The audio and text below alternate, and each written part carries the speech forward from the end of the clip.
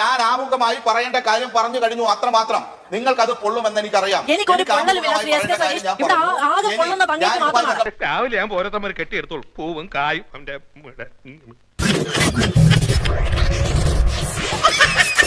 നമുക്കറിയാത്ത ഒരുപാട് വേദനകളിലേക്കുള്ള മരുന്നാണ് എണ്ണിച്ചുട്ട് കുറേയേറെ മനുഷ്യരെ തേടിയെത്തുന്ന പെൻഷൻ കാശ്. അതിൽ കൈയിട്ട് വരണമെങ്കിൽ ചില്ലറ ഉളുപ്പില്ലായ്മ പോരാ. എല്ലാവരും കണ്ണടച്ചത് എങ്ങനെയാണ്?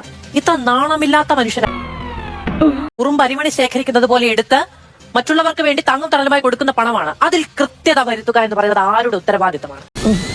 ഒരു കയ്യബദ്ധം നാറ്റുകരുത് മധു, അത് തീർച്ചയായിട്ടും ഗവൺമെന്റിന്റെ ഉത്തരവാദിത്തമാണ്. ഇപ്പൊ വിജിലൻസ് അന്വേഷണം നടത്താൻ സർക്കാർ തന്നെ ശുപാർശ ചെയ്യുന്നത് ഇതിൽ അഴിമതി ഉണ്ടായിട്ടുണ്ട് എന്ന തിരിച്ചറിവിൽ നിന്നുകൊണ്ടാണ്. അങ്ങനെ ഒരു അഴിമതി ഉണ്ടായിട്ടുണ്ടെന്ന് ഒരു സർക്കാർ തന്നെ തിരിച്ചറിയുന്നുണ്ടെങ്കിൽ ജനം ആരോട് ചോദിക്കണം?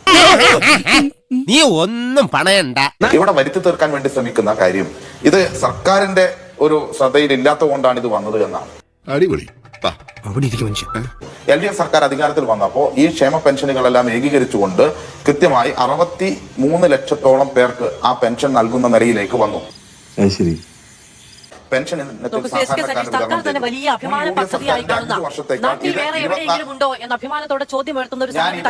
പൂർത്തീകരിക്കട്ടെ. അല്ല, എന്നാ പിന്നെ നിങ്ങളങ്ങ് പറഞ്ഞു. ഒരു വാചകം പൂർത്തീകരിക്കാൻ സമ്മതിക്കുമല്ലോ എന്ന് പറഞ്ഞാൽ നിങ്ങൾ പറഞ്ഞു. അതിന്റെ ഫ്ലോ കളഞ്ഞു.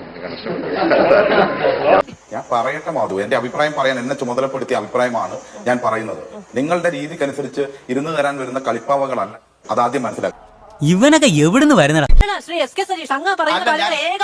ഒരു അഭിപ്രായം പറയാൻ താങ്കൾക്ക് അവസരമുണ്ട്.